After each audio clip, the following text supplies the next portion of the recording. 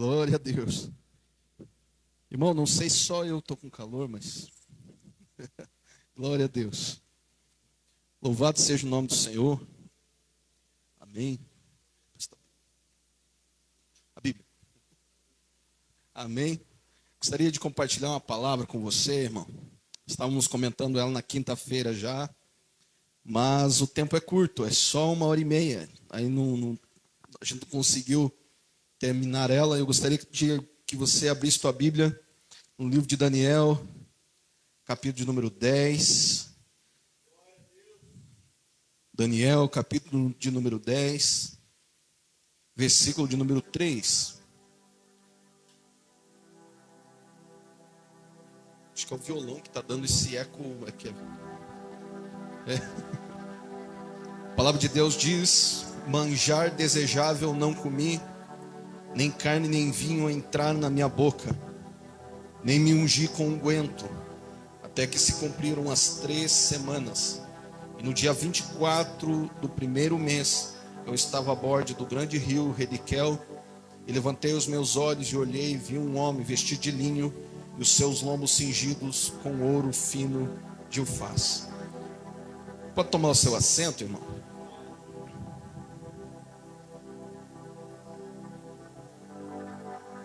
Queria estar retomando aquela palavra. Nós estávamos falando um pouquinho na quinta-feira sobre sermos transformados por ambientes, sermos transformados pelo Evangelho. E uma das coisas que eu falava, era só retomando o teu pensamento, era que tem muitas pessoas que ela vem de fora para dentro da igreja com uma estrutura.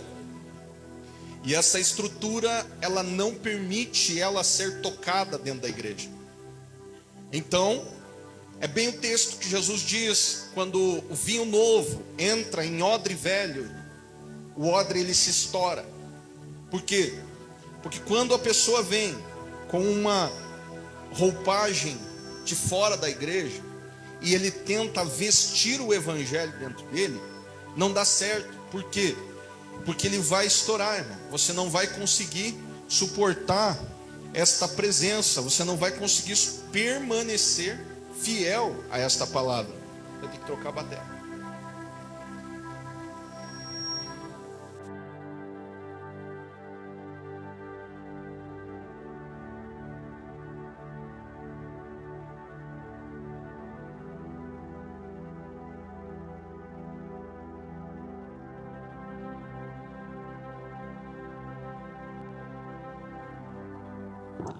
Aleluia, Deus. E quando a palavra de Deus, ela nos direciona, liga nesse que quer.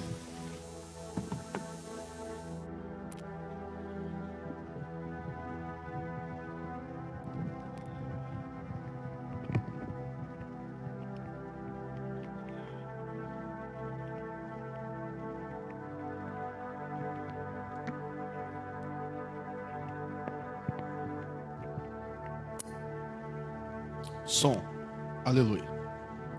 Às vezes dá esse problema, glória a Deus. Vamos continuar a palavra. Quando nós adentramos a igreja, irmão, a gente vem com a nossa personalidade de fora. A gente vem com essa personalidade de fora, por quê? Porque a gente, em 30, 25 anos, a gente criou uma profissão lá fora. A gente criou uma personalidade vindo dos nossos pais, da nossa mãe. E então, quando essa vida, você introduz ela dentro da igreja, fica muito difícil. Por quê? Porque algumas palavras que vão ser ministradas, algumas coisas que se vão ler na palavra de Deus, vão confrontar a sua vida que você tinha lá fora. Só que muitas vezes, as pessoas que elas adentram aqui, elas não aceitam esse confronto. E aí o que acontece com elas? Elas começam a interpretar a Bíblia conforme a roupagem lá de fora. E aí se criam o quê? Aí o que se cria quando você começa a não aceitar o texto bíblico conforme ele está escrito? Você começa a criar heresias. Por que heresias, pastor? Por quê? Porque você não aceita o texto. Você não quer aceitar que a Bíblia diz isso.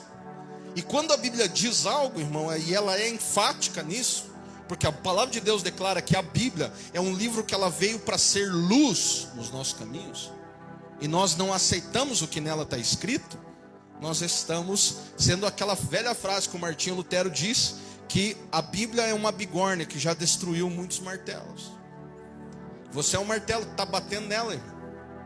E você está tentando entrar em textos, entrar em interpretações bíblicas com uma roupagem lá de fora. E aí, o que acontece conosco? Nós começamos a ter uma visão de textos que é confusa. Por quê? Porque nós começamos a querer que os textos da palavra de Deus satisfaçam a nós. Por exemplo, teologia da prosperidade é uma delas. Os caras pegam um texto e eles tiram totalmente, irmão, de dentro de uma estrutura bíblica, e eles interpretam conforme eles querem. Eles dizem, olha, se você fizer isso, Deus vai te dar isso.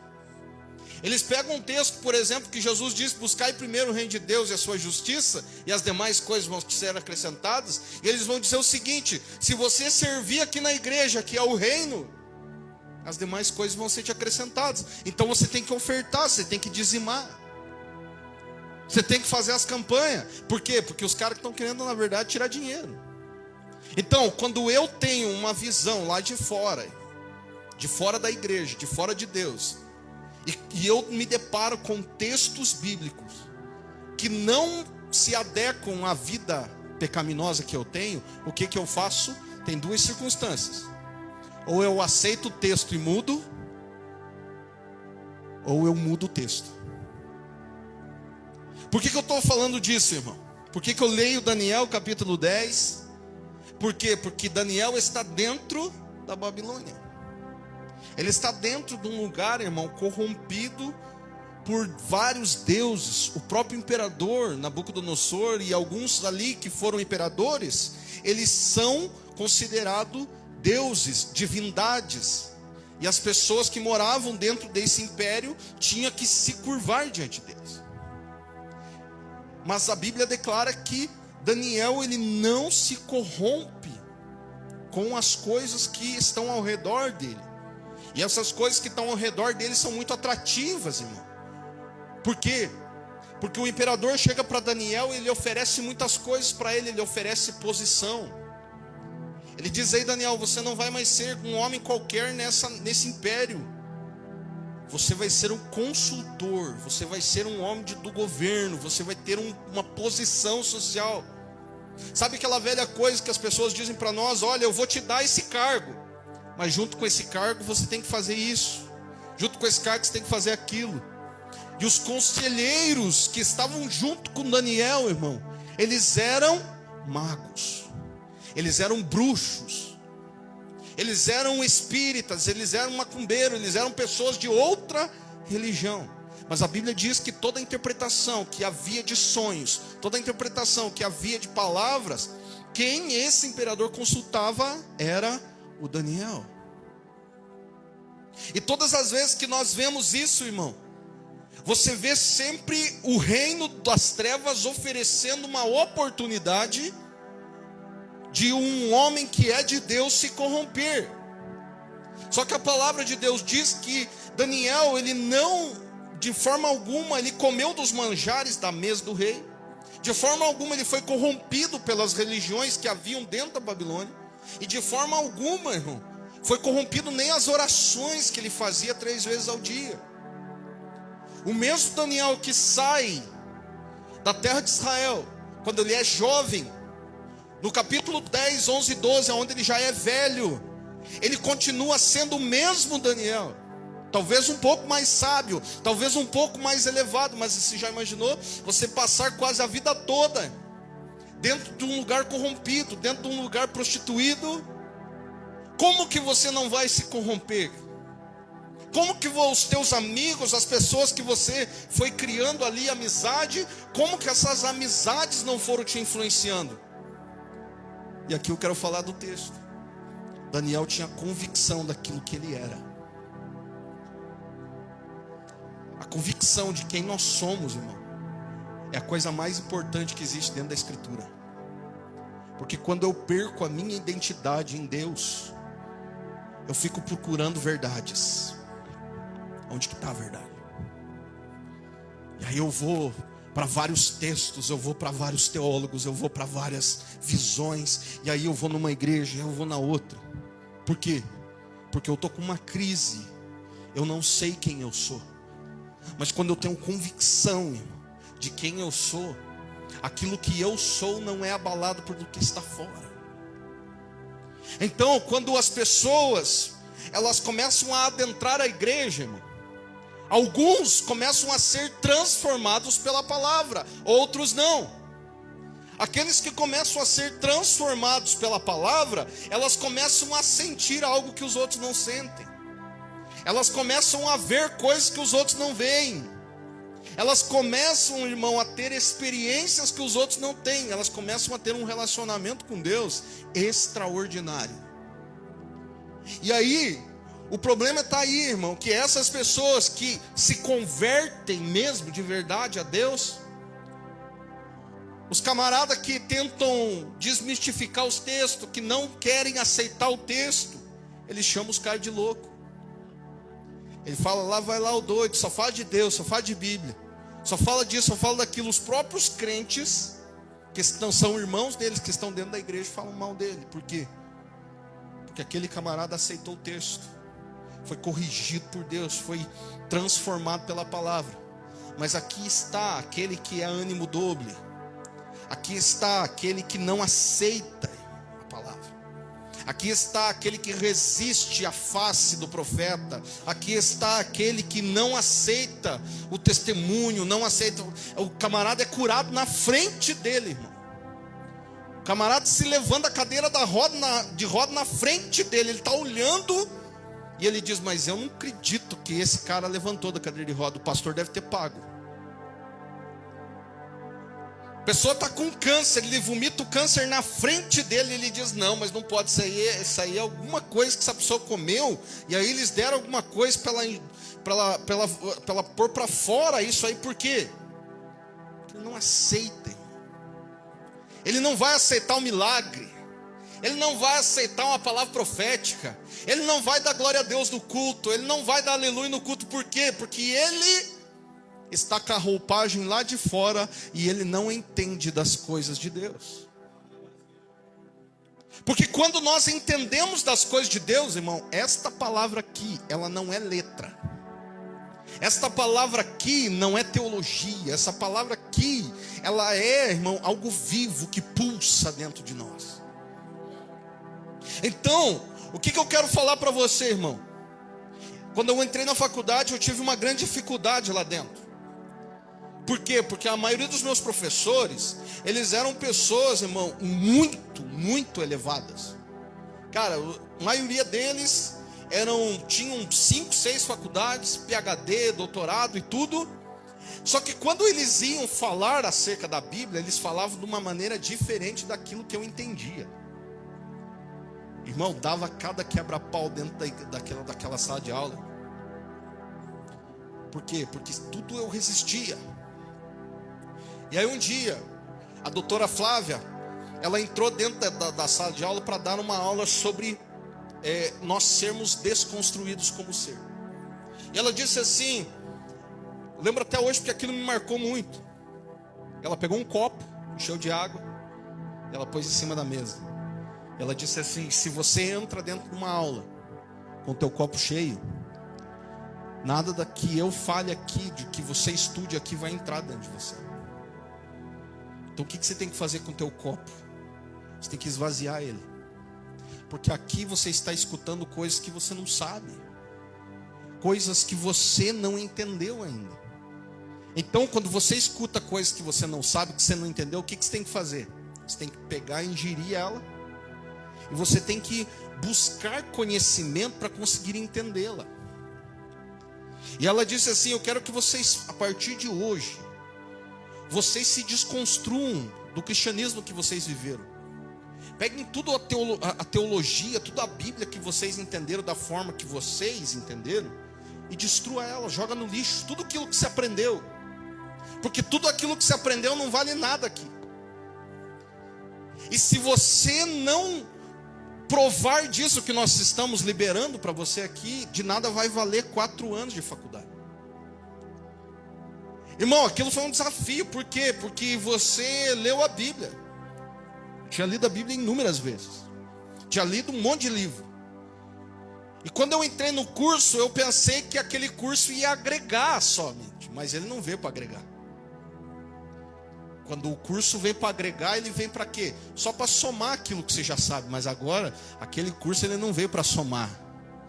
Ele veio para dizer o seguinte: ei, essa doutrina aí que você acredita não tem nada a ver. Ei, essa Bíblia aí que você acredita, do jeito que você acha que é, não tem nada a ver. E aí, quando você escuta isso, irmão, você fala: o que essa pessoa está falando é heresia. O que essa pessoa está falando é heresia. Só que tem uma questão, irmão. Eu estou falando sobre essa questão da roupagem. Presta atenção. Quando você ouve uma coisa que você nunca ouviu e não sabe, sabe o que você fala? É heresia. Só que existem 2 tipos de palavra. Existe uma palavra que ela vem para te transformar numa profundidade do cara que está ministrando, da pessoa que está ministrando, e outra palavra que vem para te corromper.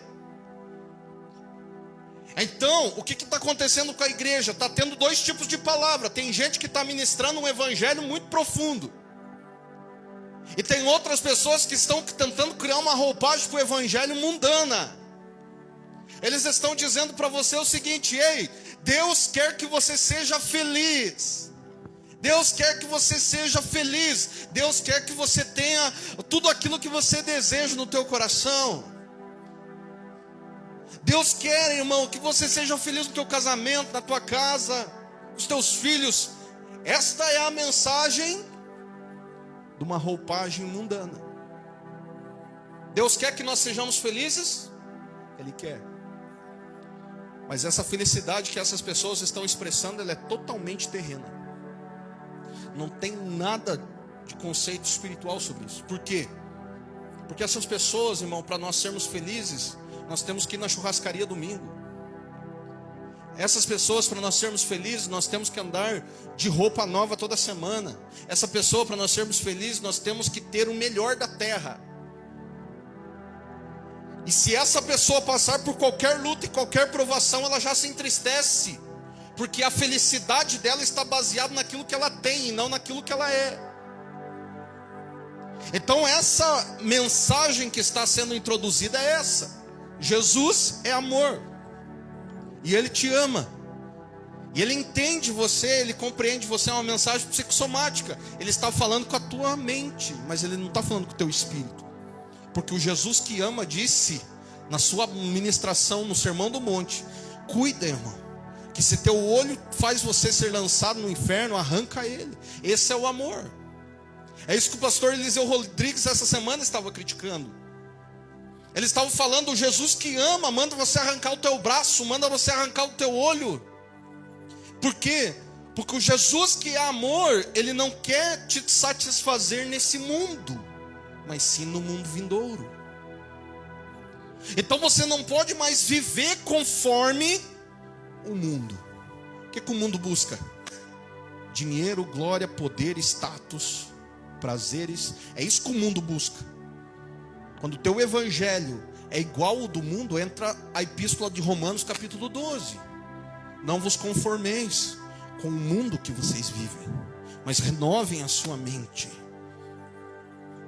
Então, quando Daniel ele está ali na Babilônia, o que acontece com ele? Ele tem uma convicção daquilo que ele é, do Deus que ele serve. E essa convicção, irmão, quantos magos chegaram para ele e disseram assim: ô Daniel, vamos virar mago, vamos virar bruxo, Daniel, vou te ensinar uns feitiços, vou te ensinar uns negócios aqui. Quantas pessoas não chegaram para Daniel e disseram: ô Daniel, vamos fazer um negocinho ali, um ritual, matar uns bodes, matar uns galos, matar umas galinhas. Quantas pessoas não chegaram para ele, mas ele tinha convicção daquilo que ele tinha. O problema nosso está aí, irmão. Quando chega alguém ministrando uma palavra que a gente não conhece, ministrando algo que a gente não sabe, ela te convence. Ela te convence. Sabe por que ela te convence? Porque você não sabe.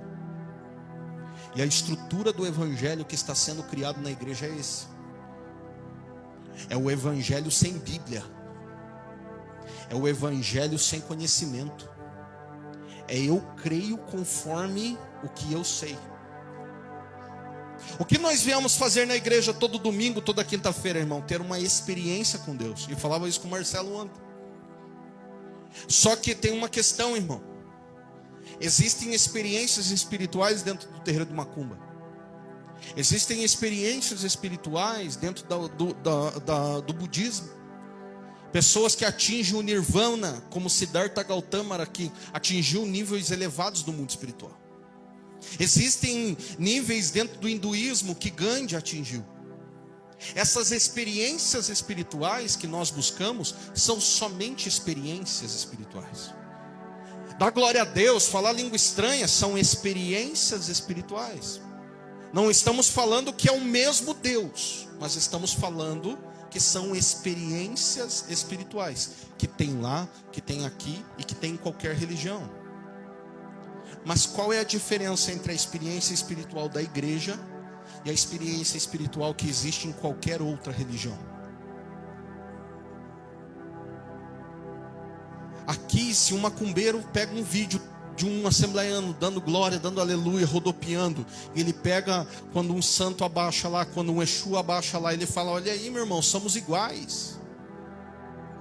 Qual é a resposta que você dá para ele? Ele está comparando o Deus que você serve com o Exu que ele serve. E ele diz: olha aqui, o comportamento dessa pessoa que está dentro do terreiro é o mesmo comportamento de um crente cheio do Espírito Santo. Qual é a resposta que você dá, irmão? A pessoa está fazendo um diálogo interreligioso com você. Ela está dizendo o seguinte: a minha religião é igual à sua. Vamos fazer um pacto aí. Você não incomoda eu não incomodo você, ficando tudo 10. Não é assim o diálogo interreligioso? É quando eu pego um ponto da minha religião que é igual à sua, e aí eu faço um pacto, eu faço uma aliança com você. E aí, irmão, que argumento que você tem aí? Quando o ateu chega para você e ele começa a questionar o teu evangelho, ele começa a dizer o seguinte: Jesus é amor, irmão. Mas eu vejo o cristão criticando os homossexuais, criticando pessoas que são pecadoras. Eu vejo cristão, aonde que está o amor nisso?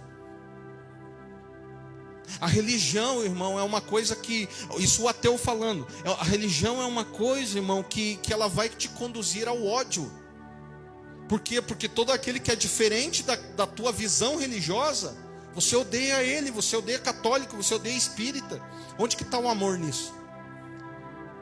Você está entendendo, irmão, que os questionamentos das pessoas lá do mundo não é em relação à experiência espiritual que nós temos aqui na igreja, mas é em relação àquilo que nós cremos. E quando nós não temos argumento suficiente para responder uma pergunta simples dessa: que evangelho que você tem vivido, meu camarada? Que Deus que você tem servido, meu amigo? A pessoa chega para você. Eu vi, irmão, um rabino calar um teólogo PhD em história da igreja. Ele fez uma pergunta e ele falou: quero que você me responda isso. Ele disse: se Jesus é o Messias, por que a mãe dele é da tribo de Levi? Olha a pergunta. Se Jesus é o Messias, e o Messias tem que descender da tribo de Judá, o rabino olhou para o pastor e disse: se Jesus é o Messias, por que a mãe dele é da tribo de Levi? Porque Isabel é da tribo de Levi, segundo Lucas, capítulo de número 1. Aí o pastor olhou para ele: mas José era da tribo de Judá. Ele falou: mas segundo a Bíblia, José não é pai de Jesus. Pastor aqui, na frente de uma multidão, sendo envergonhado por uma pergunta, ele falou: eu tinha mais 25 perguntas para fazer para você, mas eu quero que você me responda só essa. Não temos argumentos, porque nós não sabemos da Bíblia. Simples, uma resposta simples. Mateus capítulo 1 fala da genealogia de José. Lucas capítulo de número 3 fala da genealogia de Maria. Uma genealogia descendente da raiz de Natã, filho de Davi, e outra descendente do filho de Salomão. José descende de Salomão, Maria descende de Natã. E aí você responde para ele: qual o problema disso? E aí, quando você pega essas perguntas e nós não temos resposta, nós provamos, irmão, que o nosso evangelho é vão. Porque nós não conhecemos o que nós cremos.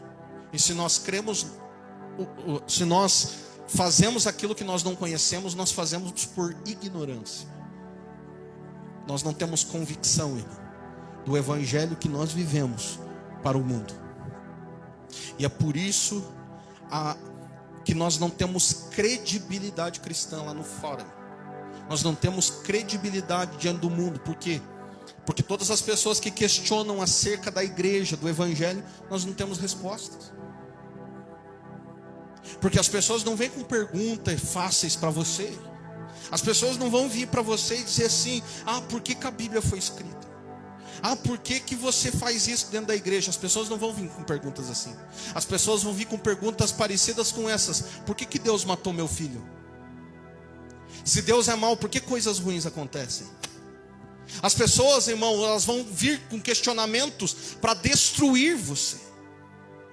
E você tem que ter convicção, você tem que ter respaldo sobre aquilo que você crê.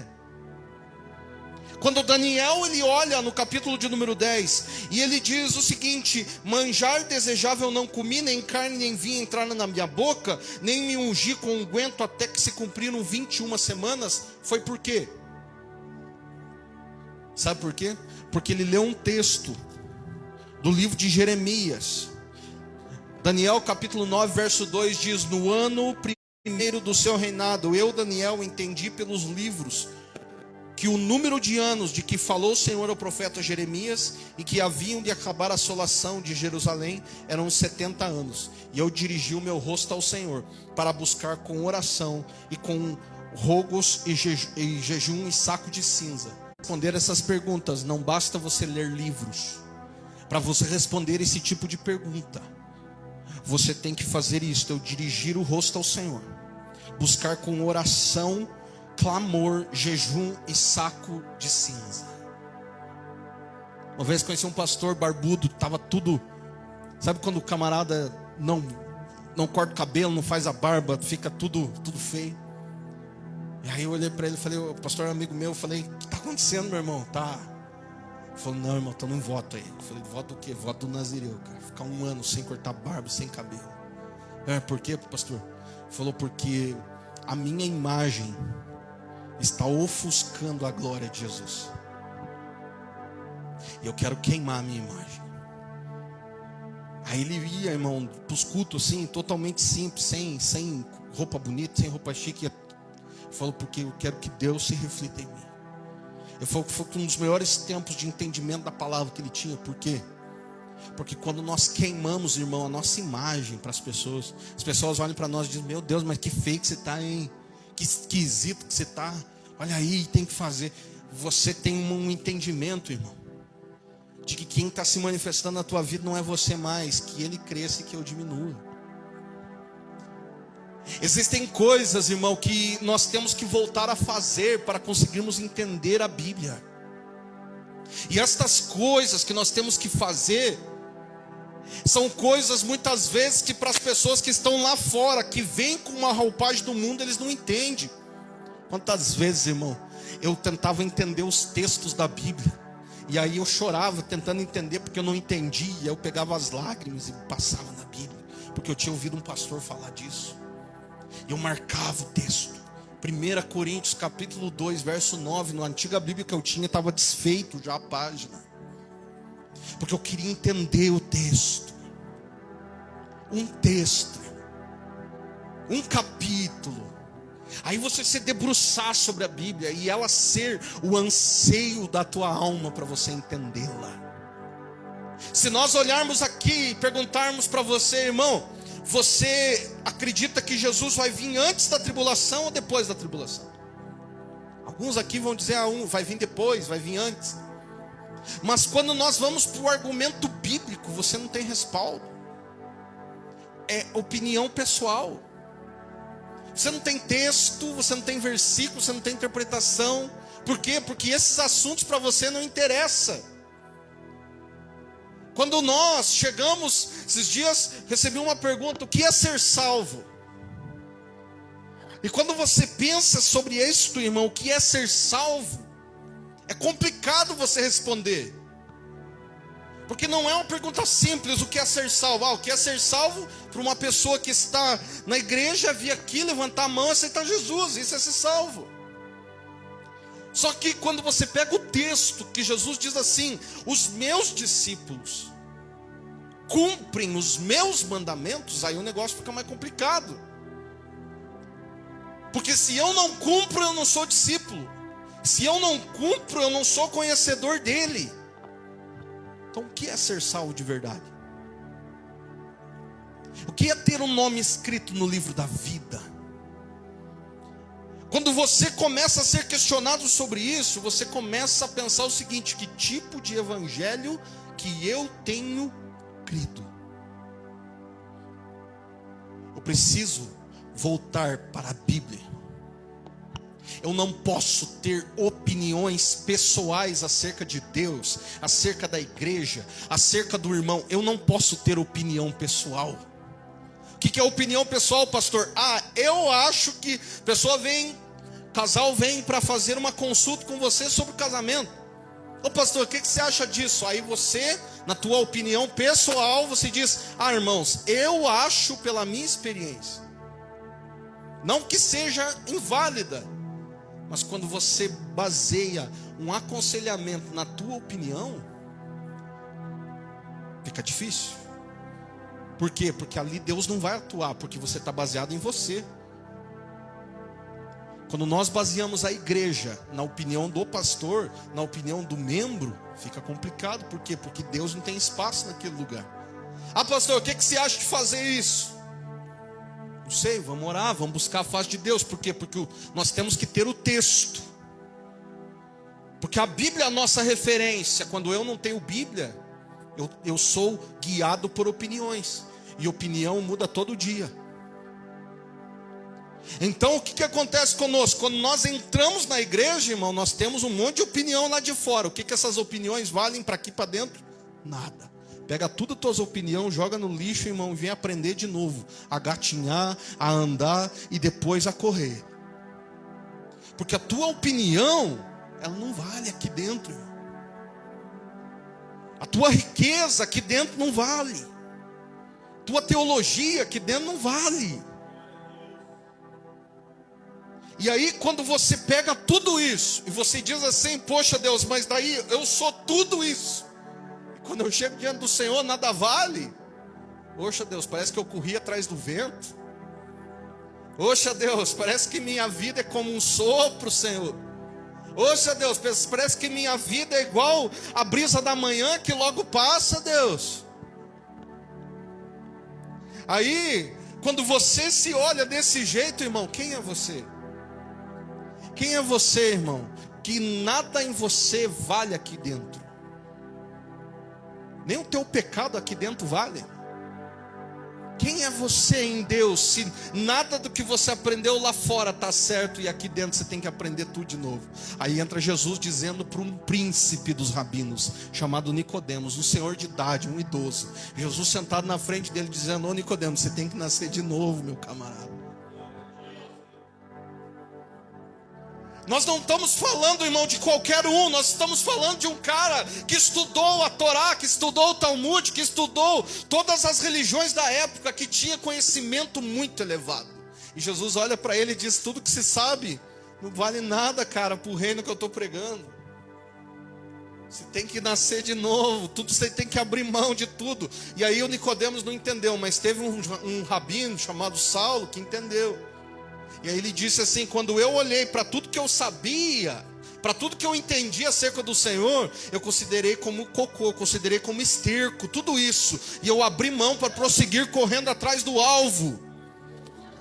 Porque a lei é sombra, porque as coisas que eu sabia tudo sombra, mas agora eu corro atrás da imagem, que é a plenitude do Deus invisível.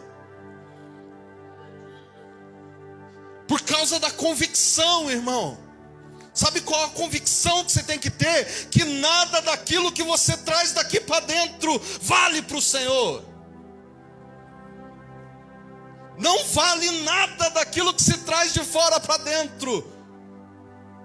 Sabe por quê? Porque Jesus olhou para os discípulos e disse: o que contamina o homem não é do que traz de fora para dentro, mas é o que sai de dentro para fora. Sabe o que diz o texto? Que tudo que contamina você, irmão, é o que você traz do mundo para a igreja. É o que está dentro de você. Se você tem um mundo dentro de você, você está contaminando a igreja. Você está trazendo palavra, você está trazendo um conceito religioso baseado na tua opinião própria. Por quê? Porque todas as vezes que você vem dar uma palavra, todas as vezes que você vem pregar, você está falando daquilo que você está vivendo, certo? Amém? Amém? Você está falando daquilo que você está vivendo. Mas se você está vivendo algo que não é conforme a palavra de Deus, você está contaminando. Por isso que você tem que ter temor quando vir aqui. Por isso que você tem que ter temor quando vai anunciar o evangelho de Jesus para uma pessoa pecadora. Porque uma palavra que você lança sobre ela, você pode trazer morte ou vida. Então, quando vocês têm essa convicção do evangelho que você vive, você não é contaminado. Porque você está blindado no Senhor. Então aqui é o início da caminhada, você está blindado, você tem convicção que agora nada do que eu sei vale para Deus. Aqui é o começo. Então eu entendi já, pastor, que nada do que eu sei que está lá fora vale para aquilo que está aqui dentro. Então o que tem que fazer? A partir de agora você vai começar a gatinhar em Deus. Como que eu gatinho, pastor? Você vai ter que aprender as bases do cristianismo. O que é a base do cristianismo? Paulo diz na carta aos Hebreus, capítulo de número 8, sobre as bases do cristianismo. E ele está falando para os irmãos que eles têm que ter disciplina, eles têm que ter. Deixa eu ler o texto. Hebreus capítulo 8.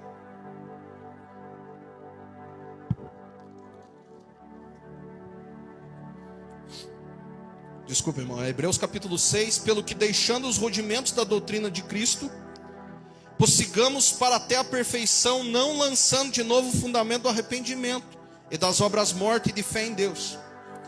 Olha aqui, são as bases: a doutrina do batismo, da imposição de mãos, da ressurreição dos mortos e do juízo eterno. Você tem que entender dessas coisas. Essas são a base de todo o cristianismo. O que é batismo? Aí tem alguns que dizem assim, cito o texto de Efésios 4, ainda o Marcelo ele falava ontem. Ele dizia para mim: pois é, eu vi um padre dizendo que quando diz o texto ali um só batismo, eu tenho que ser batizado uma só vez.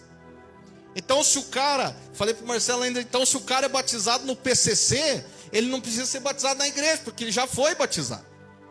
Se o cara é batizado, passado dentro do terreiro de macumba, ele já foi batizado, então é um só batismo. Mas não é isso que o texto está dizendo. Ele não está falando que é um só batismo, no sentido de você ser batizado uma só vez. Ele está dizendo que existe um só batismo para Deus. E o batismo para Deus é um batismo para arrependimento. Criança pode ser batizada? Pode até ser batizado, mas o que vai acontecer com ela? Ela não tem pecado algum, não tem consciência nenhuma. Então depois dela ser batizada, ela tem que ter uma confirmação do batismo. Vai dar na mesma coisa.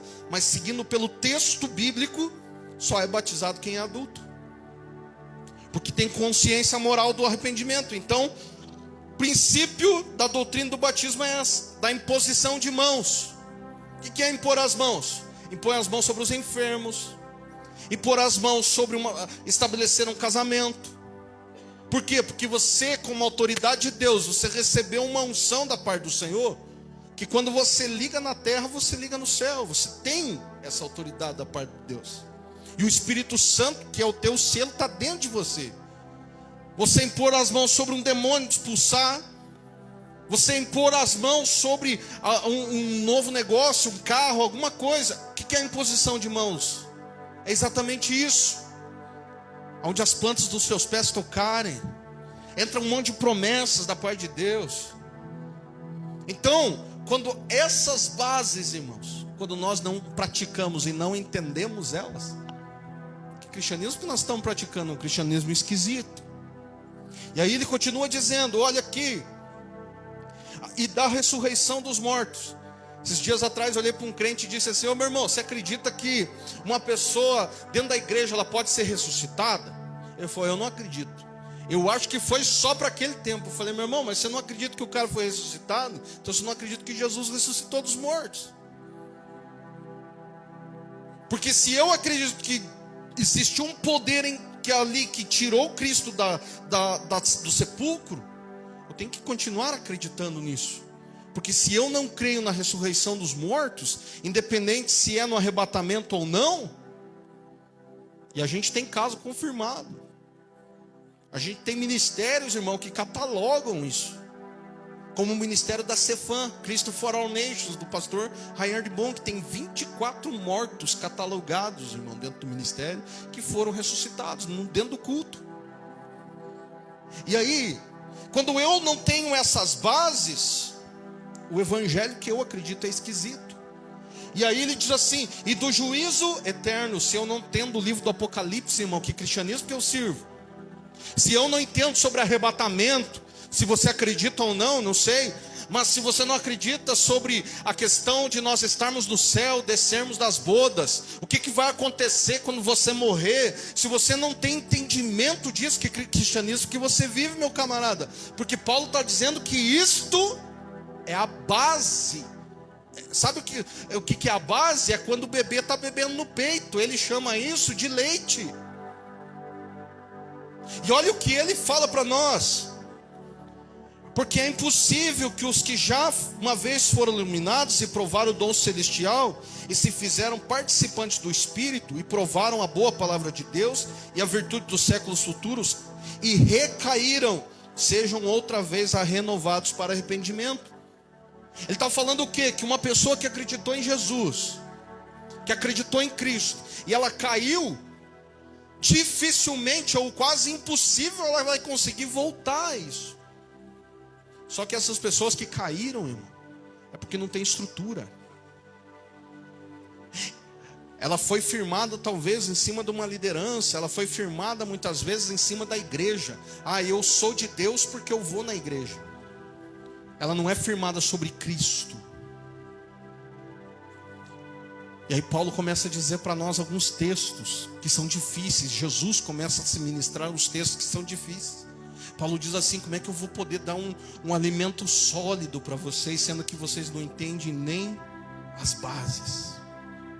Jesus dizendo para Nicodemos, ei Nicodemos, como é que eu vou falar de coisas celestiais, se você não entende nem as bases? Dias atrás, conversando com uma pessoa, ela disse assim, eu não gosto muito quando os pastores dizem o seguinte, isso eu não posso te falar. Ela disse, mas por que não pode falar? Eu falei, porque não vai entender.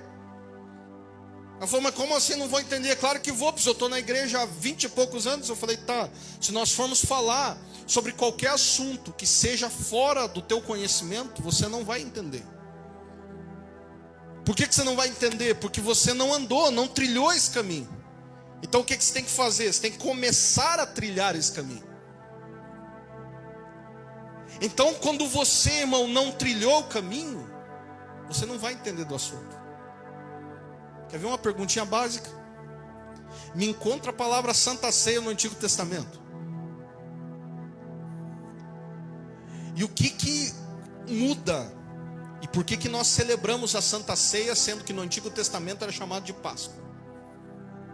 Onde que está esse ritual? Paulo diz, eu recebi do Senhor assim como vos ensinei. E Jesus, quando ele vai celebrar ali, irmão, ele não está celebrando a ceia, ele está celebrando a Páscoa. Havia um cordeiro, havia um pão, havia um vinho. E Jesus, ele institui um novo tipo de ritual. Mas para nós entendermos aquele ritual, nós temos que estudar a Páscoa. Nós temos que estudar os 4 cálices da ceia. Nós temos que estudar as promessas que haviam ali sobre esses 4 cálices. Por que Jesus diz, esse é o cálice da nova e eterna aliança? Então quando nós não entendemos o ritual, nós praticamos ele pela ignorância. Porque ouvi de um pastor que tem que fazer. Eu ouvi do pastor que tem que batizar, mas por que eu tenho que batizar mesmo? Por que eu tenho que participar da ceia? Como que eu participo da ceia? Você tem que entender pela escritura, irmão. Não por aquilo que você ouviu ou por aquilo que você acha que sabe. Quando você pega essas questões, você começa a questionar o evangelho que você vive. Por que você começa a questionar? Porque você começa a observar que você não sabe nada de Deus. E quanto mais você se aprofunda na Bíblia, menos você vai saber dele. Quanto mais você se aprofunda dizendo assim, agora eu entendi quem é Deus. Ah, meu camarada, aí vem um texto dizendo, eu sou o que sou. Aí você não entende nem o que é. O que significa eu sou? O que significa aquele que era, que é de vir? Aí você vai estudar os nomes. E aí quanto mais você se aprofunda, menos você sabe. E aí Paulo diz o seguinte, ele dá um entendimento para nós disso. Ele diz, aquele que acha saber alguma coisa, ainda não sabe como que convém saber. Ele não entendeu ainda. Ele não sabe, irmão. Ele acha que sabe, mas ele não entendeu. Por quê? Porque o chão que ele está pisando é muito raso. Então ele acha que sabe, mas ele não entendeu. Quando meu pai morreu, irmão, há 2 anos atrás, diante de todo o evangelho que eu li, diante de tanto livro que eu li, diante de tanta coisa que eu busquei da parte do Senhor, eu entendi uma coisa, que eu não entendia nada de mundo espiritual. Você sabe por que crente não entende nada de um mundo espiritual? Você já viu crente explicando o que é um fantasma? Ele vai dizer é um demônio. Mas o que é um demônio? Ah, é anjo caído. E aí, você começa a apertar o cara. Tá, mas que anjo caído? Teve 2 quedas dos anjos. Mas que 2 quedas, irmão? A de Gênesis 6 e a de Gênesis capítulo 1 e 1. Então qual anjo que é demônio? Qual anjo que não é? Aí o cara começa a pensar, mas eu já questionei sobre isso. E aí eu comecei a questionar. Comecei a dizer, cara, mas para onde que vai? O paraíso é aonde? E eu comecei, irmão, a entender a palavra diante de uma dinâmica espiritual, tentando entender a Bíblia diante desse reino espiritual. As pessoas falam, ele morre e vai para o céu, morre e vai para o inferno. Tá, mas aonde que é? Onde é que está localizado? Existe um texto, existe uma interpretação. E aí eu comecei a entender, irmão, que a gente não entende nada de anjo. A gente só sabe o nome de 2 anjos, Gabriel e Miguel. E fugiu disso, para o crente a heresia. E aí eu comecei a entender, irmão, que o crente ele entende da terra, mas não entende nada do céu. E aquela palavra de Paulo em 2 Coríntios 12, que ele diz assim, eu não posso falar para vocês das coisas que eu vi lá, cabe bem a nós aqui. Porque mesmo o Apocalipse estando em nossas mãos, nós não entendemos sobre o céu. Nós não entendemos sobre anjos, demônios, sobre o Espírito Santo, o que é esse ser que se manifesta em 3. Nós não conseguimos entender. E aí eu comecei a buscar, irmão. Eu comecei a pensar comigo, Deus, eu preciso entender dessas coisas espirituais. Porque, cara, 20 anos de crente eu não entendia, eu não conseguia ter uma explicação racional para os argumentos. E aí eu comecei a buscar no Senhor. E aí quando você começa a buscar, você começa a encontrar as coisas, irmão. E aí eu comecei a entender Deus, a gente não entendia nada do céu. A gente não entende, irmão, o que é o céu. Se o céu é o metaverso que está ali do nosso lado, como que é esse negócio? Como que é o céu está conectado com a terra? O que Jesus está falando ali no Pai Nosso? O teu reino venha, Deus. Que negócio que é esse? E aí quando a gente começa a buscar, a gente começa a encontrar, irmão. A gente começa a encontrar que na Bíblia não tem só 3 céus, são 7. A gente começa a encontrar argumentos, irmãos, sobre anjos, sobre miríades e miríades de anjos, sobre os vários anjos que se apresentam no livro do Apocalipse.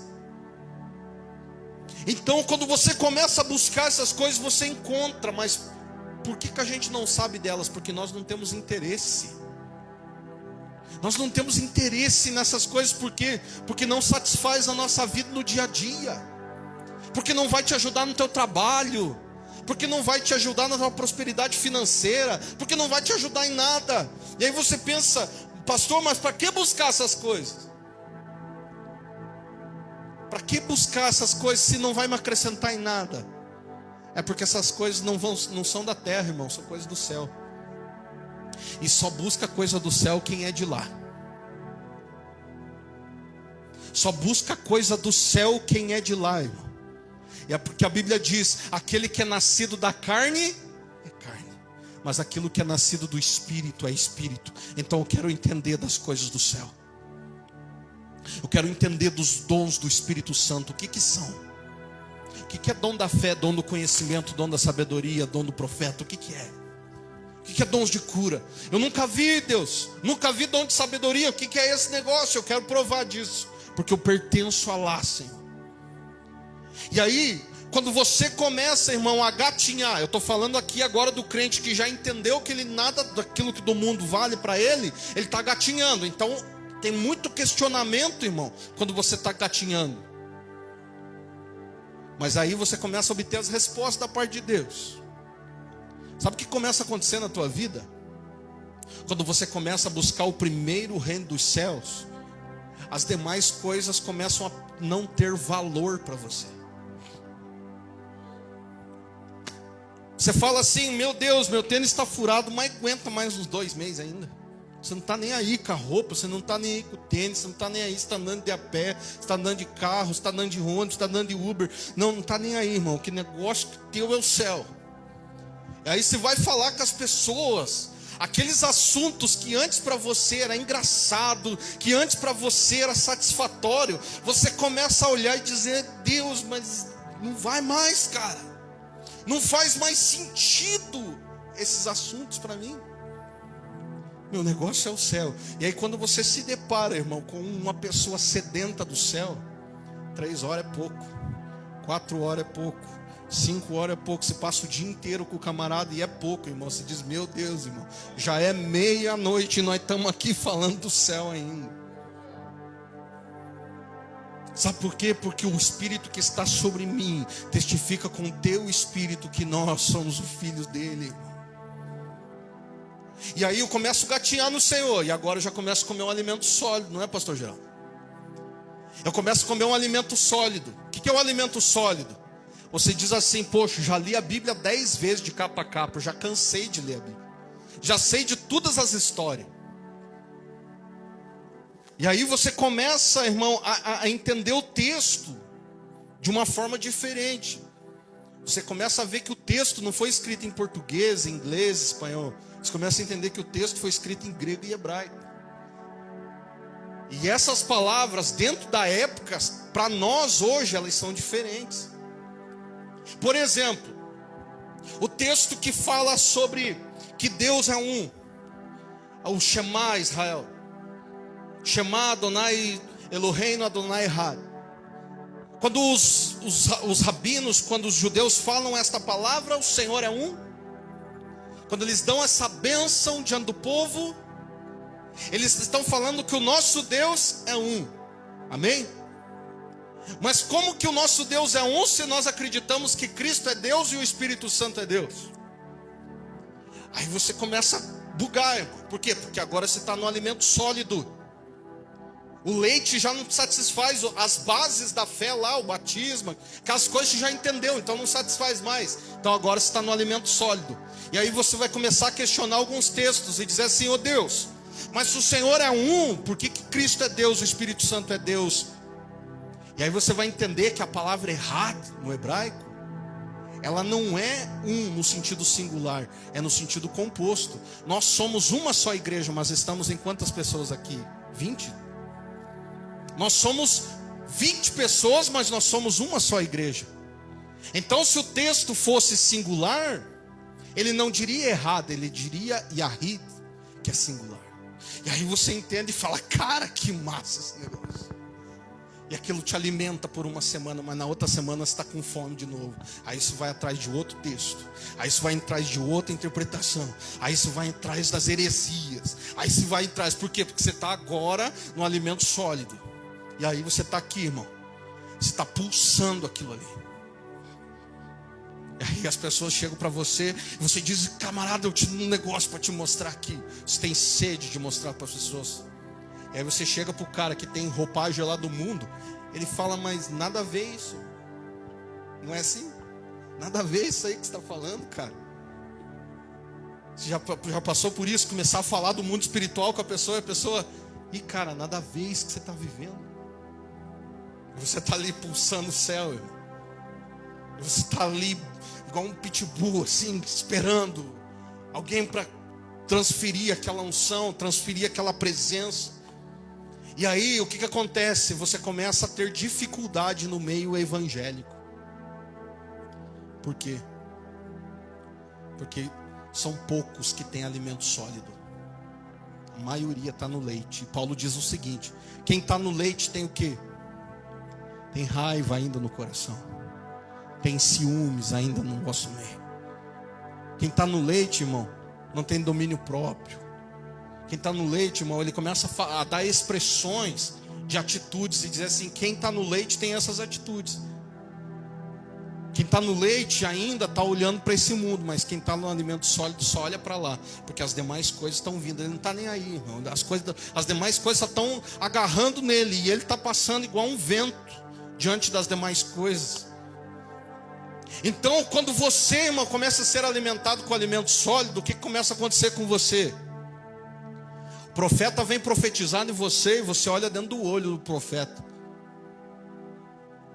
Por que você vai fazer isso? Você não encurva mais a cabeça para isso. Você olha dentro do olho do cara. Porque se o cara disser uma palavra que não está na Bíblia, você destrói o cara na hora. Fala: o Satanás, sai de perto de mim.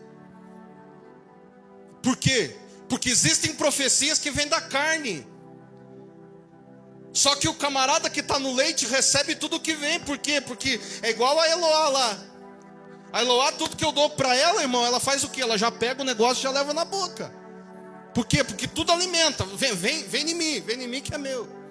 Aí o profeta vem, ele vai liberando sobre você, e você está ali, e o camarada dizendo: que o diabo te abençoe, irmão. Que Satanás esteja na tua casa, e você diz: amém, glória a Deus. Por quê? Porque você está no espírito. Você nem está ouvindo o que ele está falando. Agora o cara que está no alimento sólido está aqui no texto. Eu tenho que analisar as profecias, eu tenho que analisar a profecia, eu tenho que analisar a profecia. Está vendo a diferença da qualidade do evangelho, irmão? Nem tudo que é pregado no púlpito, quem está no alimento sólido aceita. Por quê? Porque o cara é igual os irmãos de Bereia. O camarada prega aquilo e abre na Bíblia: deixa eu ver se está no texto. O camarada lança aquilo e fala: deixa eu ver se está no texto. E está fora do texto. Depois tem que corrigir esse pastor aí. Depois tem que corrigir esse irmão aí. Por quê? Porque o que vale é o que está no texto. Se está fora do texto, não é de Deus, é do diabo ou é da carne. A qualidade da convicção que Daniel tinha, irmão, era essa, era alimento sólido. Ele não era conduzido por qualquer palavra, ele não era conduzido por qualquer heresia. As pessoas chegavam para ele: ei, Daniel, se guarda as 613 leis. Ele disse: eu guardo. Mas não tem, Daniel. Não tem ali dentro daqui. Olha aqui as leis da Babilônia, Daniel. Não existe 613. Mas lá na minha existe. Daniel, não tem problema nenhum se comer carne sacrificada aos ídolos, Daniel. Não tem problema. Aí o que está no leite: me dá aí, cara, gostoso mesmo, vamos lá.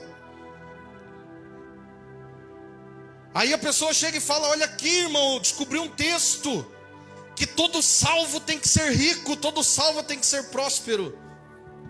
E aí o que está no leite diz: amém, glória a Deus. Então nós temos que buscar a riqueza mesmo. Aí o que está no alimento sólido fala: irmão, deixa eu ver o texto. Deixa eu ver o texto. Aí ele vai e cita o texto de Pedro, dizendo para Jesus: ô Jesus, o que nós recebemos? Nós que largamos casa. Aí Jesus fala para ele: ó Pedro, você vai receber 100 vezes mais nesta vida e na próxima. Olha, irmão, está no texto.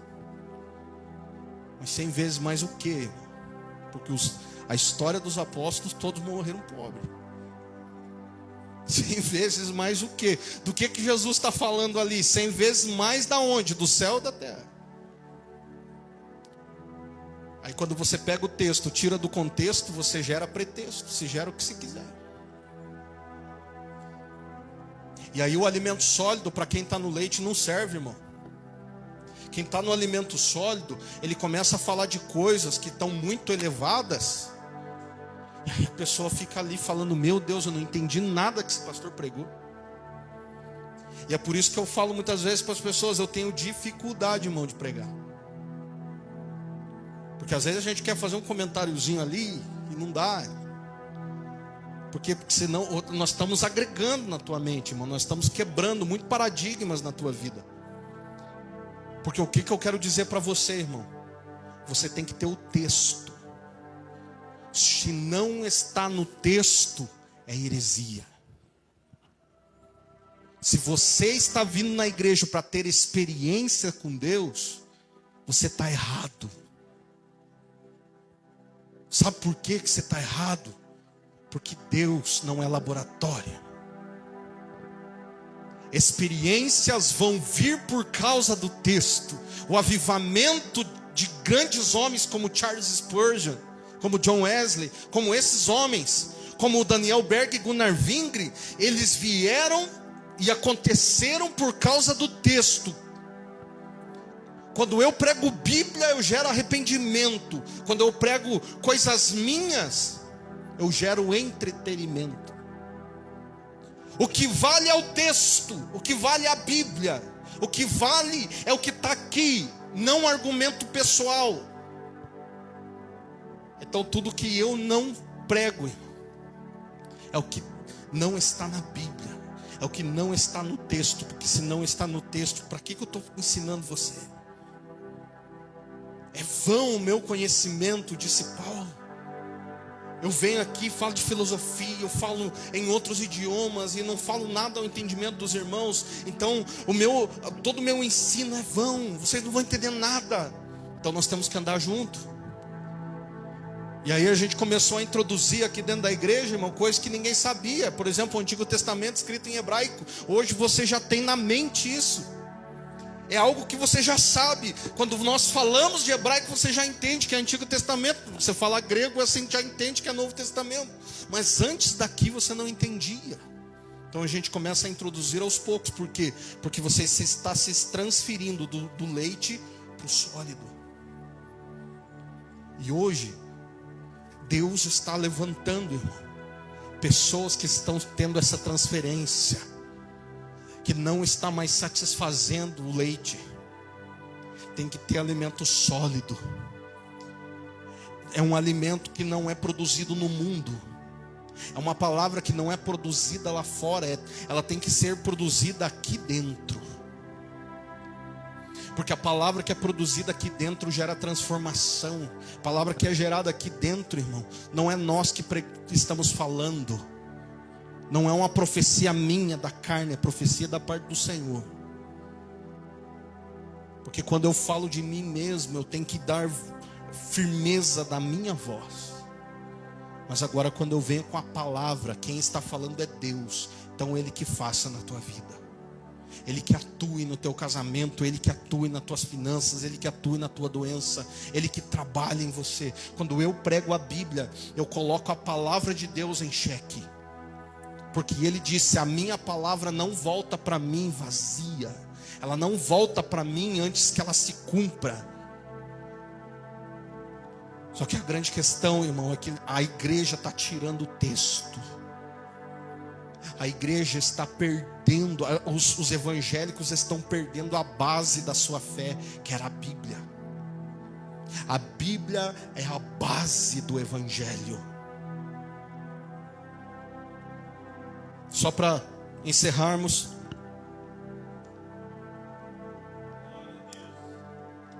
eu estava falando, tenho falado muito sobre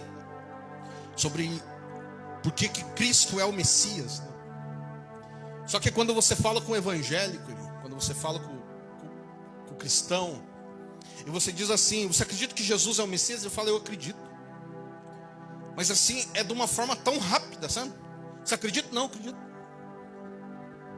Você crê que Cristo é o Messias? Crê. E aí você fica impressionado, irmão. Por quê? Porque quando você chega para um judeu e você diz assim: você acredita que Yeshua é o Messias? Ele vai dizer: não, cara.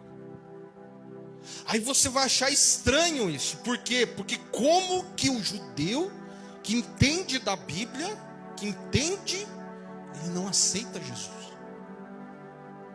Ele estava vendo um vídeo esses dias da duas missionárias pregando em Israel, e elas foram hostilizadas ali pelos judeus. E aí eu fiquei pensando comigo, como que as pessoas, elas são conduzidas por pensamentos de outros, né? Porque a tua mãe disse para você que Jesus era o Messias.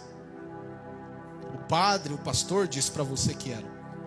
E você simplesmente acredita que Jesus é o Messias porque outro te disse. Você está entendendo? Você não entende por que Cristo é o Messias pela Bíblia. Você só acredita nele porque outros disseram.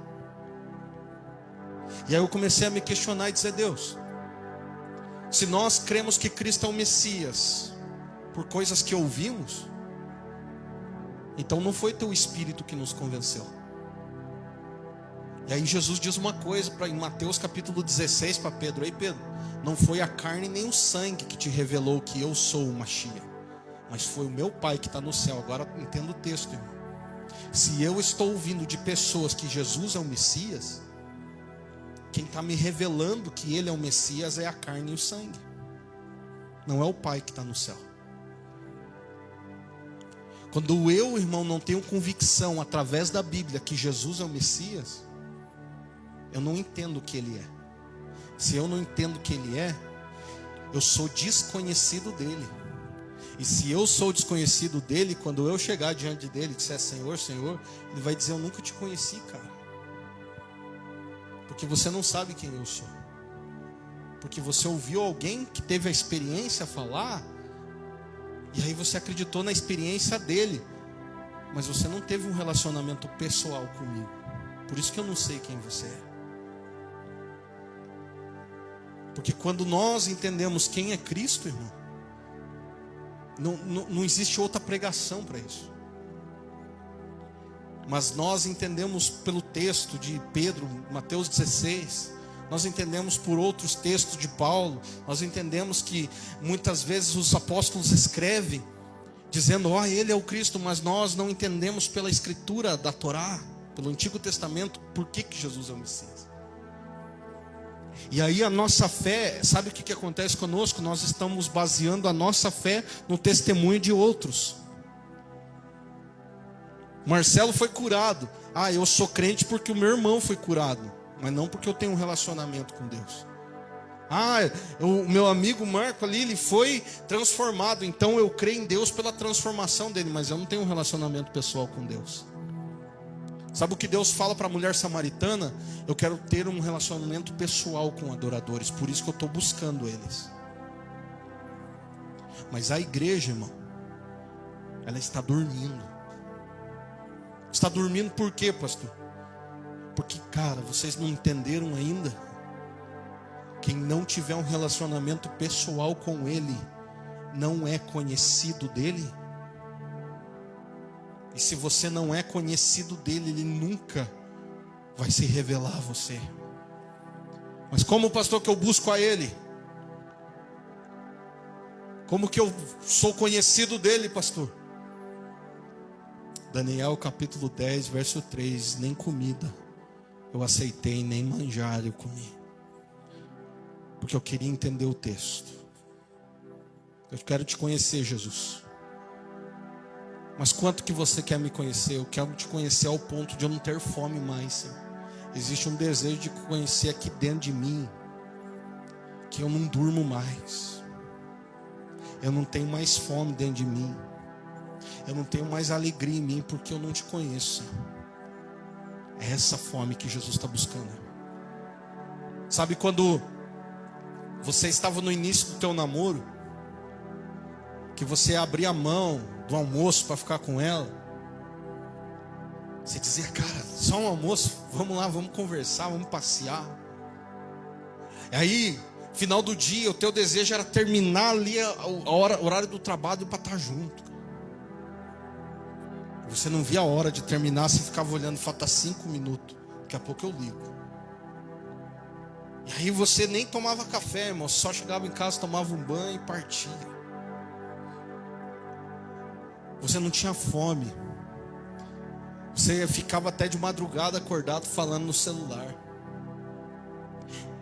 Esse desejo que você... Eu quero comparar, irmão, algo que você já passou. Esse desejo que você tinha pela pessoa é o que Cristo está buscando no nosso tempo.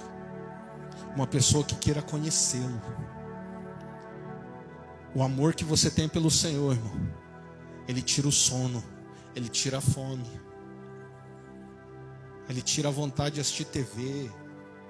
Você nem testemunha, você assiste mais, você só quer Bíblia, você só quer conhecer a Jesus no pessoal. E aí o Kevin me contou esses dias atrás a mesma oração que eu fazia. Ele falava assim para mim: Marcos, um dia eu orei ao Senhor e disse assim: Deus, eu quero conhecer o Deus da Bíblia. Eu quero que o Deus da Bíblia se revele na mim. Eu não quero conhecer o Deus do pastor que me ganhou para Jesus. Não quero conhecer o Deus do irmão lá que todo dia a gente conversa. Eu quero conhecer o Deus da Bíblia. Eu quero conhecer o Deus revelado. E aí, irmão, eu tive algumas experiências sozinho com o Senhor. Quando eu comecei a buscar a Deus nessa intensidade,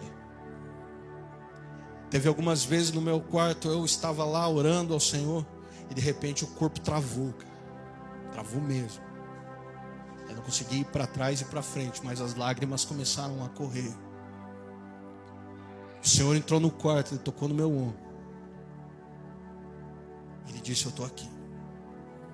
E cara, quando eu senti isso, travou.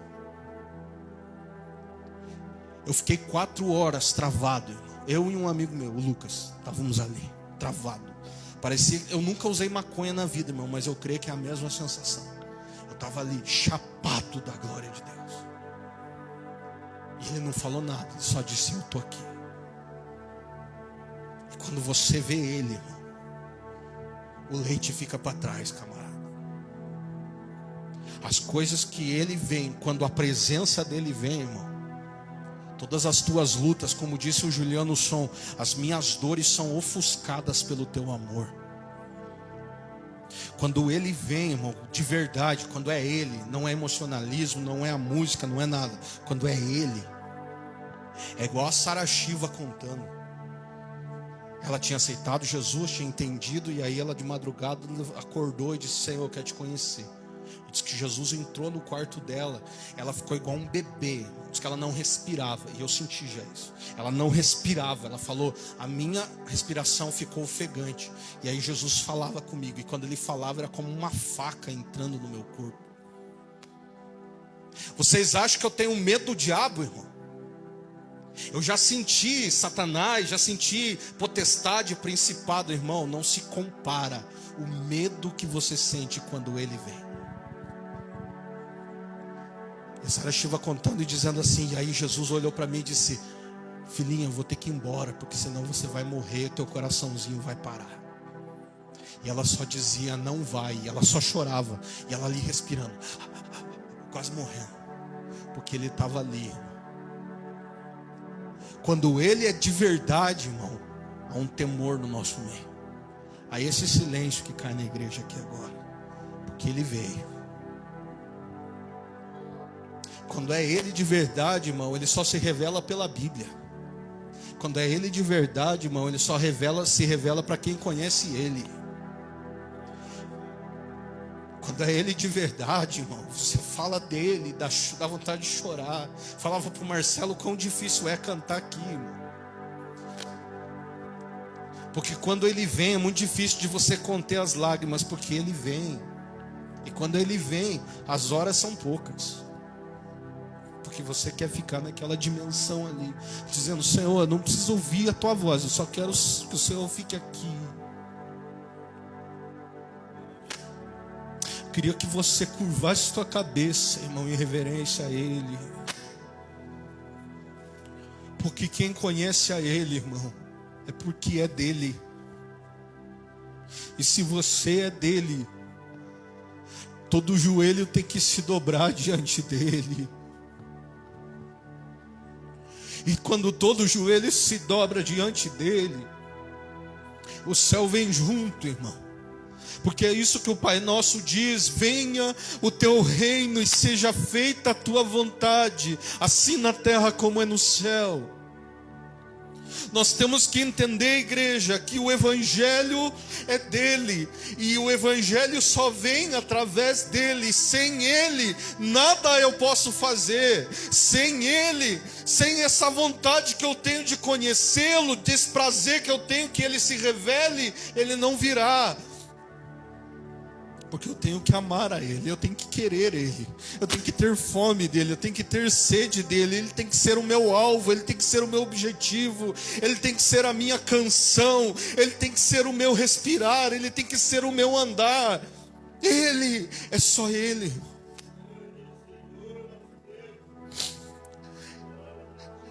O que importa é ele, irmão. Não importa a mim aqui, pastor, não importa a menorar, não importa nada, o que importa é ele. E se ele é sobre tua vida, irmão, não tem necessidade, não tem dificuldade que você está passando que não seja suprida por ele. Deixa ele entrar em você nessa noite, porque ele entrou neste lugar, e ele está aqui para aqueles que o amam verdadeiramente, dizendo: eu estou aqui para suprir, porque eu estou vendo você sofrer. Estou vendo a falta que existe da minha presença em você, e hoje eu quero te dar um pouquinho mais. Eu quero suprir a falta que existe.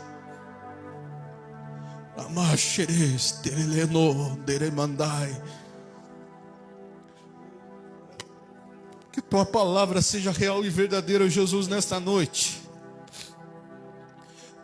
Porque o Senhor, Pai, é o nosso alvo, o Senhor é o nosso objetivo, não é a fama, não é o nome. O nosso alvo é o Senhor. E se o Senhor é verdadeiro e real, Deus, toca cada um que está dentro deste lugar nessa noite. Que o peso da tua glória, Deus, supra toda a falta, Deus, que existe. Toda a falta que existe do pai, toda a falta que existe de uma mãe, toda a falta que existe, Deus, de um irmão, toda a falta, Deus, que existe de coisas que muitas vezes, Senhor Deus, tem faltado na nossa vida. Começa a suprir, Jesus. Começa a tocar, Jesus. Porque o Senhor está dentro deste ambiente. Transforma a nossa vida nessa noite, Senhor. E que a sua presença nos acompanhe, Deus. Nós queremos alimento sólido, Senhor. Senhor. Nós queremos alimento sólido, Deus. Chega de leite, Deus. Charamante do que amandácia. O Senhor está fluindo, irmão, sobre algumas pessoas. Ei, Deus. Você nunca sentiu, irmão, uma glória. Tem algumas pessoas aqui que nunca sentiram uma glória. E o Senhor está dizendo: hoje é a primeira vez. E vai suprir anos. Vai suprir anos que você estava longe. Mas existe uma glória que está te tocando. Oh, aleluia, Jesus. Flui, Senhor. Flui, Deus. Em nome de Jesus, Pai. Que a tua presença seja real e verdadeira, Jesus. Aleluia, Jesus. Há uma dimensão espiritual, irmão, para a igreja, e que o Senhor abriu as portas para nós acessarmos. E hoje o Senhor te pergunta: por que você saiu de lá? Por que você não abre mão da roupa que está lá fora? Por que você não abre mão daquilo que você é lá fora e se veste de um odre novo para ter um vinho novo? Está na hora de você abrir mão da roupagem de fora e se revestir de uma nova presença. Porque eu quero te dar alimento sólido. Eu não quero que você fique mais nessas doutrinas, nessas visões. Quero que você abra mão disso. Tua visão diante de mim não é nada. Então, eu queria que você se colocasse de pé, irmão. Ou se você quiser ficar ajoelhado, sentado, fica à vontade. Mas eu queria te chamar aqui na frente, em reverência a Jesus. Você que deseja um alimento sólido da parte do Senhor. Só que eu já quero te dar um recado, irmão. A mesma fome e a mesma sede que você tem, a mesma fome e a mesma sede que você tem, a mesma exigência que você está fazendo dele, é a mesma exigência que ele vai fazer de você. Então, ele vai começar a pedir algumas coisas para você.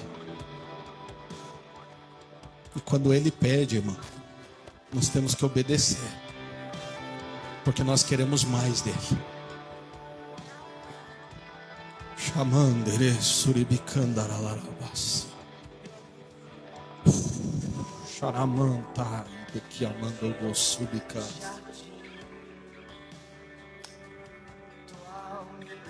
Que em nome de Jesus, Senhor Jesus.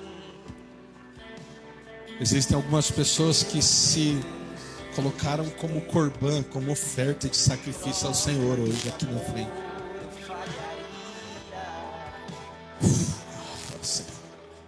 Tá difícil de falar, irmão. Tá difícil. Aleluia, Deus. E essas pessoas, Deus, elas querem mais de Ti. E existe um alimento sólido reservado para elas, sobre cada ministério, Pai. Sobre a vida da Bia, do Bruno, da tia, do Kevin, do Henrique, do Raí, do Marcelo, Deus. Existe um alimento sólido para eles.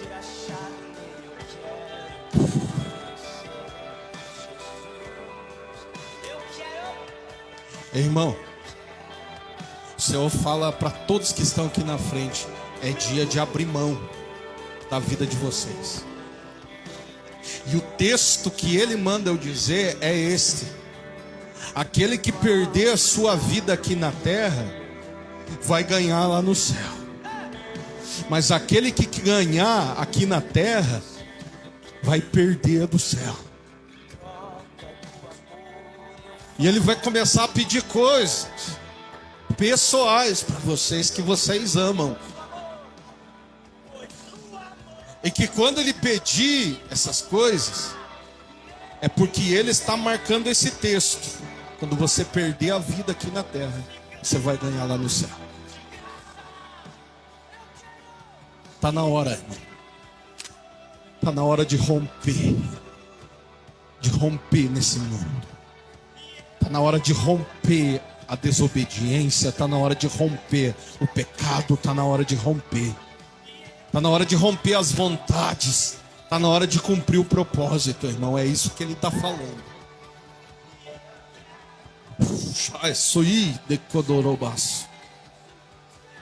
E ele vai passar na frente de cada um aqui, vai começar a tocar a vida de cada um. E ele vai começar a falar algumas coisas com você no pessoal. E ele diz: ouça a minha voz. Fala, Jesus.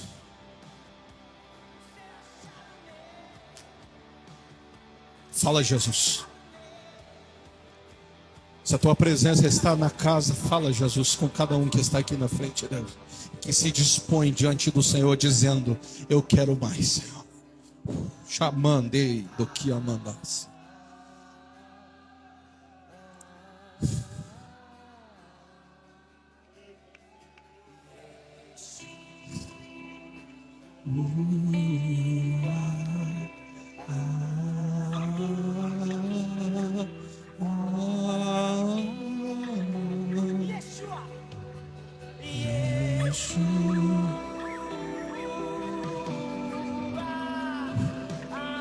Aleluia, Deus. Só creia no que Ele está falando no teu coração, irmão.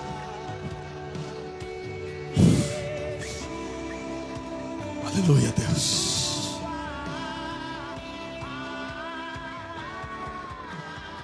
Há futuros ministérios sendo gerados. Ei, Deus. a futuros pregadores, futuros ministros. Xaraman, taralará, suricanda, lararabaxai.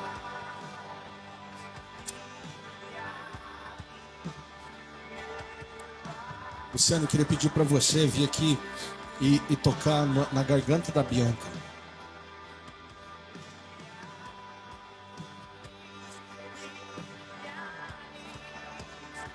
O Senhor fala para você, Bia. Você disse para mim ali no início do culto, dizendo: eu estou me preparando. Estou me preparando para cantar de novo. E como ministra do louvor da igreja, é a Luciane, Ele transfere uma unção que já caiu sobre ela, sobre a tua garganta. E a partir de hoje você não precisa mais se preparar, não. Porque o novo está entrando na tua voz. Algo que você nunca sentiu. Quando você começar a cantar em casa, na igreja ou em qualquer lugar, vai haver um fluir da parte do Senhor, porque a tua voz vai começar a tocar o céu e a terra, a tocar o céu e a tocar a terra. Que você receba essa unção sobre a tua voz a partir de hoje.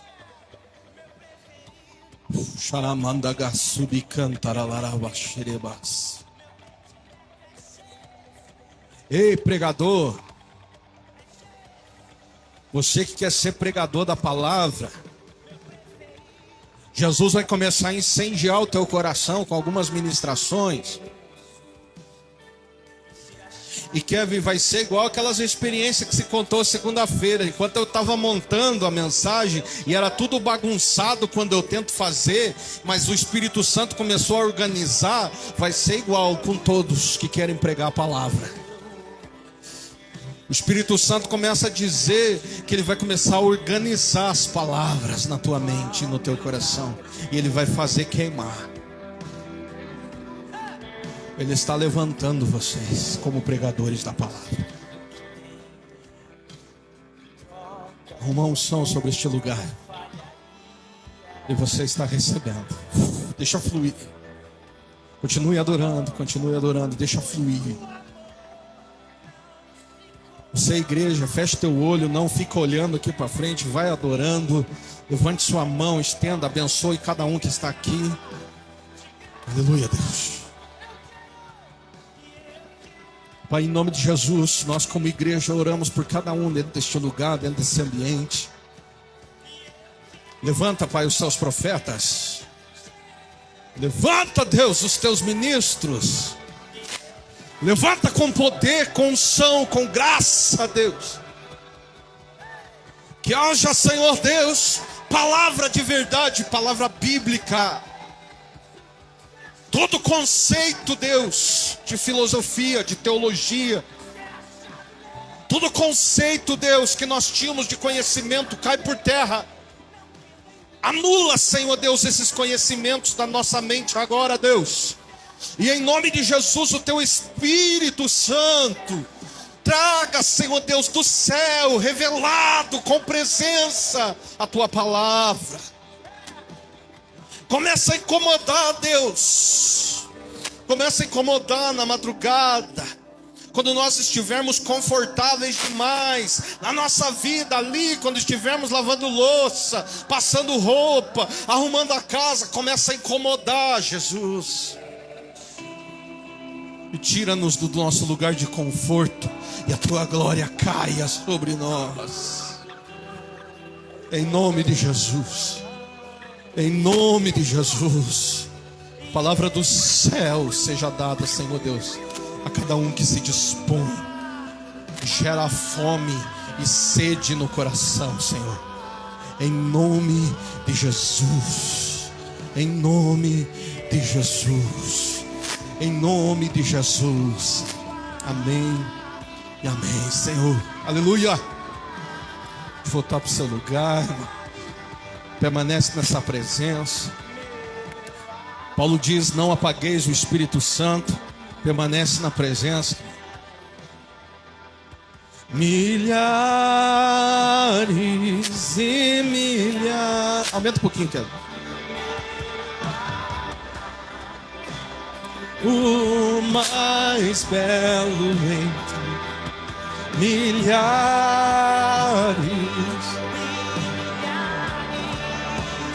Meu amado é candará se me necou doroloro da casa.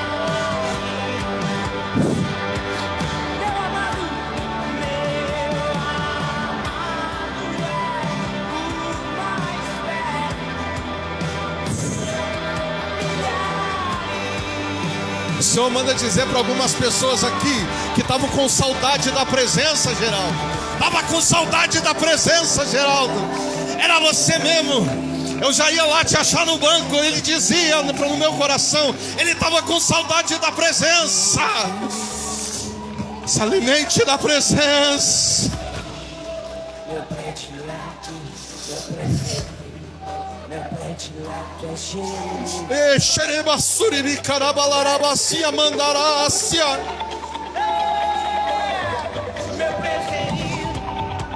Há um choro do céu, Geraldo. Há um choro do céu que Ele quer que se chore com Ele. E esse choro é um quebrantamento de uma unção, de uma presença. É um choro. É um choro, é uma sede, é uma fome. Enche, Deus. Enche a vida desse casal, Jesus. Enche a vida deles. Pega a vida da esposa dele lá sentada, Deus. Pega a vida dele no meio do mercado, Deus. Pega a vida dele, Deus. E no meio que ele comece a sapatear na glória. Enche. Cura, Deus. Enche, Pai. Enche esse ministério. Enche. Há um fluir. Há um fluir, Senhor, muito grande. Há uma reverência muito grande. Há uma reverência muito grande. Paramanda e carabaxereba lá nasce, me candara larabaxerebaçou. Aleluia, Jesus. Que unção, Geraldo, vai descer sobre tua vida nesses dias. Que unção que vai fluir sobre a vida tua e da tua casa, Geraldo, vai fluir. Quero ser participante dessa unção que o Senhor começa a derramar hoje. E durante esses dias vai aumentando muito. Aleluia, Jesus. Aleluia. O Senhor só disse alimente que você estava com saudade da presença.